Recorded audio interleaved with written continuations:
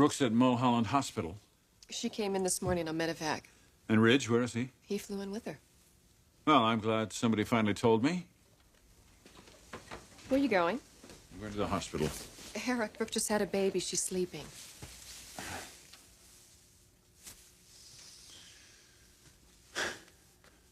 Well, the baby. Was it a boy or a girl? It's a little girl. And she's all right? They're both all right? Yes, Brooke is fine. The baby's a little jaundiced. It's nothing serious. No, but she's in intermediate care just as a precaution. It's not unusual for a newborn to have jaundice. There is one complication, however. What? What's that? The paternity test is going to have to be delayed. How long? About a week. I know how anxious you are for those test results. I just don't like ambiguity, that's all. Neither do I. Sheila, I'm sorry. I'm sorry about all this. It's not your fault. I know this has been rough on you. You know, there's something you can say to change that. There is? What? If you're the father of this baby, I know your life is going to go through a lot of changes, and I'm prepared for that. But if you're not the father, what then? What are you asking me? What's going to happen to us? If you're not the father of this baby, I would really like to know that.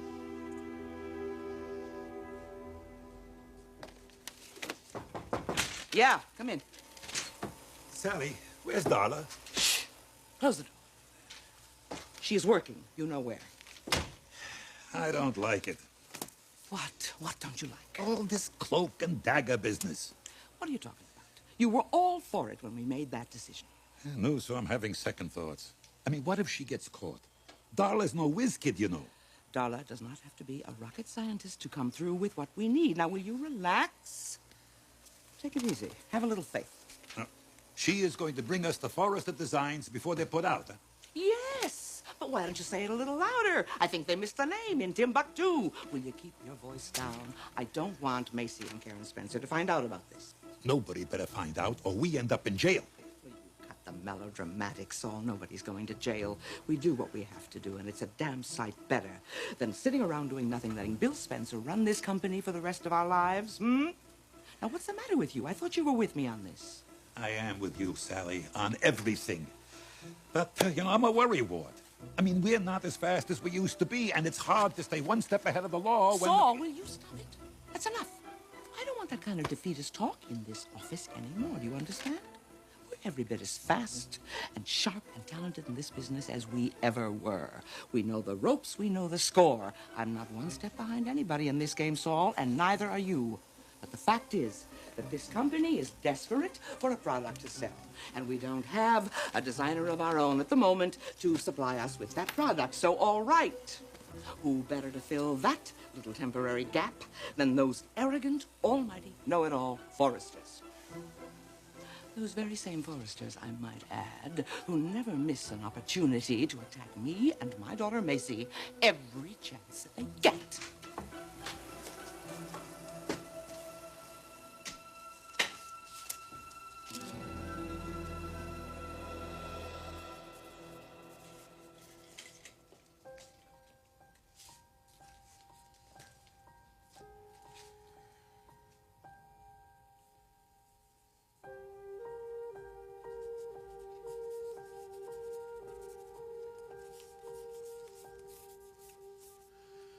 Hold it right there, please.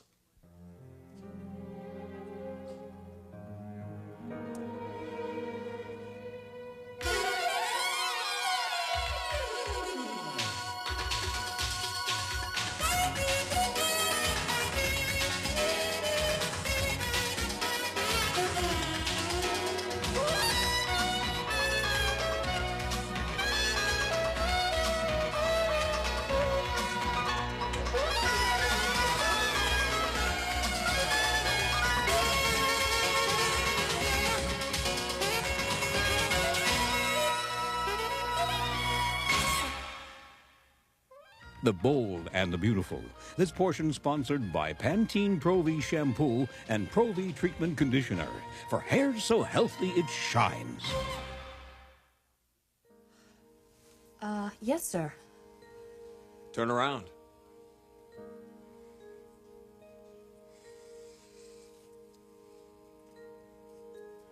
What's your name? Camille, sir. Camille Evans. I'm the new mail person. Did anyone ever teach you to knock before coming into an office? No, sir. Yes. So I'm sorry. I just kind of forgot. Let's not forget next time. No, I won't. I'm sorry. Camille.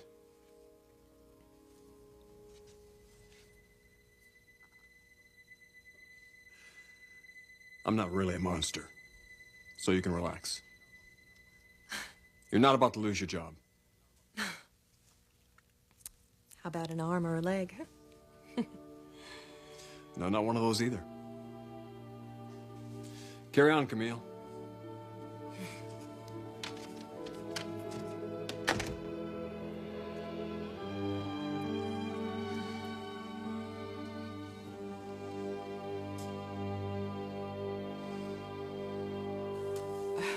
Hi, Macy. I thought you'd gone home, honey. Well, I did. I just forgot something. Is everything okay in here? Sure, everything's fine. I just got the feeling that I walked into something.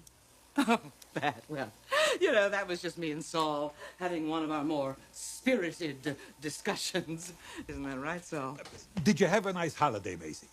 Well, Macy had a perfectly good date for New Year's Eve, which she canceled at the last minute. Come on, Mom. Now, let's not get into that. Who was the fella? No one. A very attractive, charming young man. Whom Mother has never met. That is exactly the way you described him, daughter. And besides, you said he was a good friend. He is a good friend. Or was. Well, if he is, darling, then I'm sure he'll forgive you. All you have to do is call him, explain, apologize. I don't know, Mother. I was really rough on him. Well, you are going through a very rough period in your life. And I thought this sly fellow was a friend of yours and would understand that. He's sly? That's his name, Saul. Tell me something, darling. What alternative do you have, really?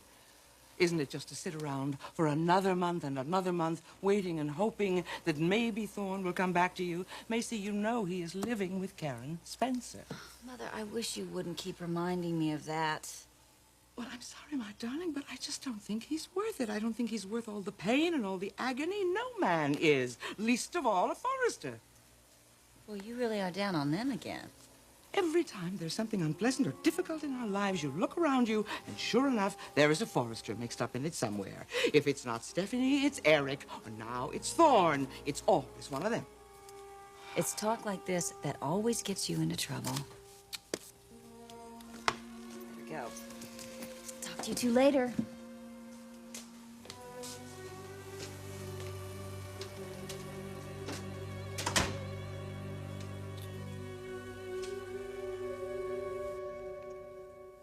I'm putting you on the spot.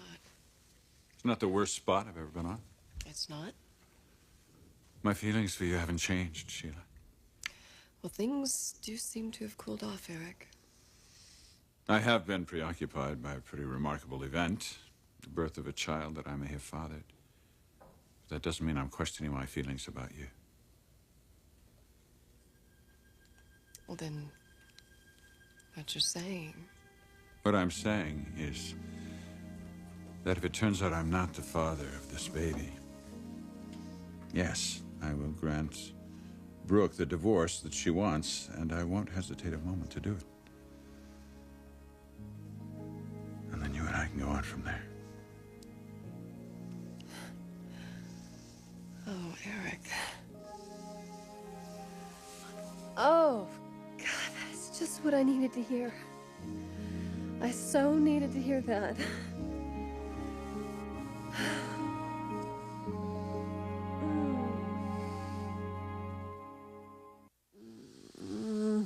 So, you feel better?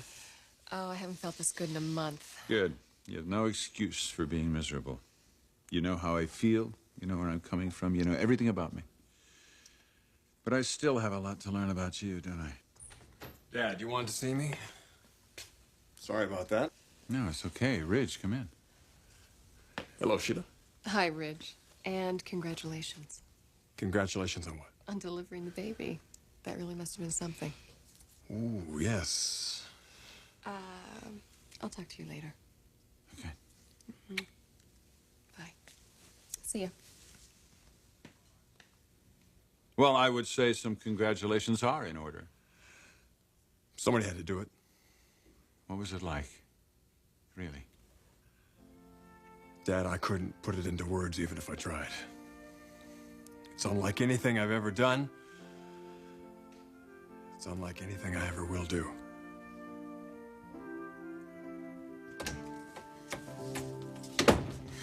Yes! I've got him. He's mine. And he wants to be mine. Oh, there is nothing stopping us now, Eric. It's like you said. If Rich is the father of this kid, and he will be, oh, you better believe it. Then you and I can get married. All I've got to do is take care of the test. And I've got a whole week to work on that. And then, of course, there's Lauren. She's got to know I'm alive, and she's got to accept me. And it has to be now. No more waiting. No, Mother has got to move on this.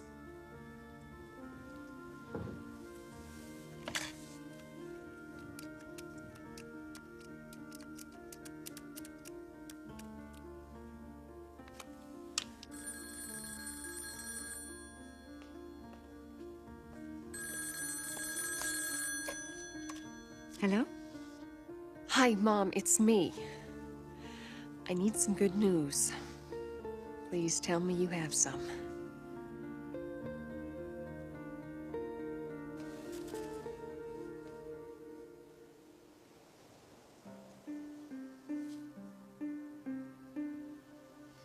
Can I buy you a beer? Don't drink on the job. Take a break. Just took one. Can't you take another one? Why? A lady wants to talk. Who? Sly, look, if you want me to beg, I will. I know that I owe you at least that much. No. No, you don't owe anybody that. Come on, sit down.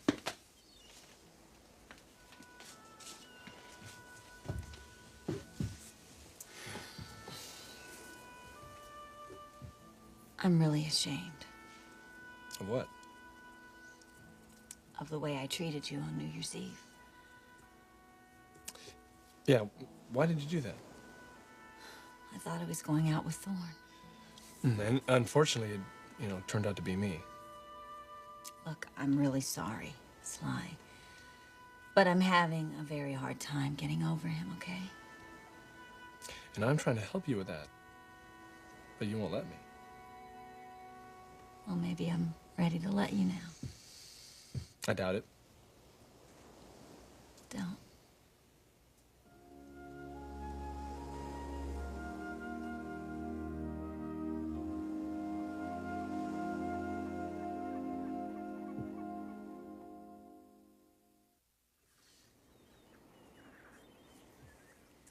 I know what it feels like to be second choice.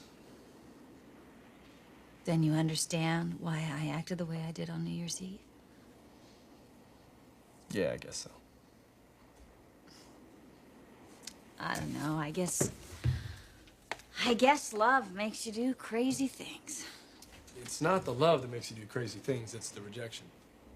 I don't know, I wonder sometimes if I'm ever gonna have one without the other.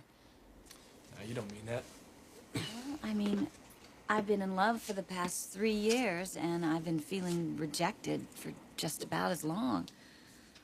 Well, that means that you're in love with the wrong person. Either that, or I'm just one of those women who is always allowing herself to be victimized. Trust me. That's not your style. Thanks. Well, I really better get back to work. Nope. Do I see you again? In a less apologetic setting? Absolutely. Put her there.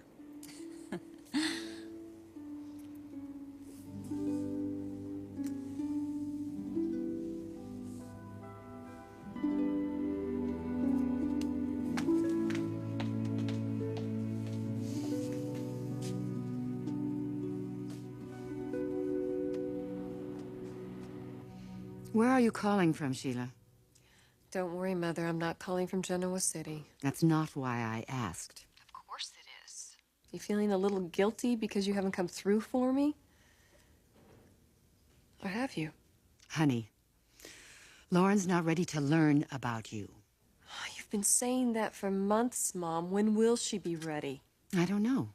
Maybe this summer. Summer? I can't wait till summer. Do you know what he told me today? Do you know what Eric said, Mom? He told me to start thinking of the future. You know what that means? Well, I'll tell you. It means that if everything works out for me, he's going to ask me to get married. And I have to have everything resolved with Lauren by then, Mother. You have got to do this for me. It's impossible. Don't you realize that? Lauren is not ready to accept you. She's not even ready to hear that you're alive. You've strung that man along all this time. You can do it for a few months more. Goodbye, Sheila.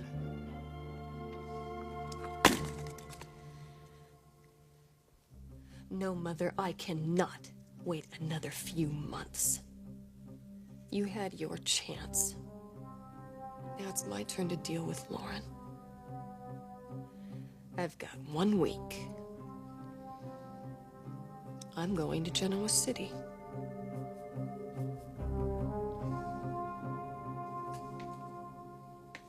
You were in the delivery room for each of us, weren't you, Dad? Well, yes, I was, but it has to have been so incredibly different for you. I mean, you actually helped bring a baby into this world without any help or assistance from a doctor or a nurse. Just you and the baby's mother. I think about it, and I still can't believe that I actually did it. And yet at the time, it seemed so natural, so instinctive. Maybe that's the way it was meant to be. I mean, when you look at it, for most of human history, there haven't been any doctors around to help. Just a man and a woman. Yeah. A man and a woman. Dad, when you said it was meant to be, do you think it could be that way for me and Brooke? Destiny? That I was there to help her? Oh, I don't think I'd put that much stock in destiny. No, maybe you're right. But something happened up there in that cabin, didn't it? Yes. I stood there holding that newborn baby girl, and I realized something. That I'm going to be a part of that kid's life. Doesn't matter if I'm the father or not. She wouldn't have survived if I hadn't been there, though, Dad. I'm certain of that. But there she was. Alive. Squirming in my arms. Looking up at me almost like she knew me. Sounds kind of crazy, I know, but that's the way I felt. Like this tiny little newborn girl and I had a bond of some sort. I've never felt that connected to a little child before. Sounds like you fell in love. Yeah, you will too when you see her. Oh, I don't doubt that. We've got to do everything we can for her, Dad. We can't let that little girl suffer at all because of our craziness. You and I have got to promise each other that. Okay. We will. No matter which one of us is the father. No matter who. Have you spoken to Taylor? Yeah. And how's she taking all this? Oh, like a pro. But I know it's eating her up inside. I'm glad you're aware of that. The games we play. And then a little child comes into your life and everything changes. It's not a game anymore. It's a serious business of bringing security and love into a innocent little child's life who didn't ask to be brought into this in the first place.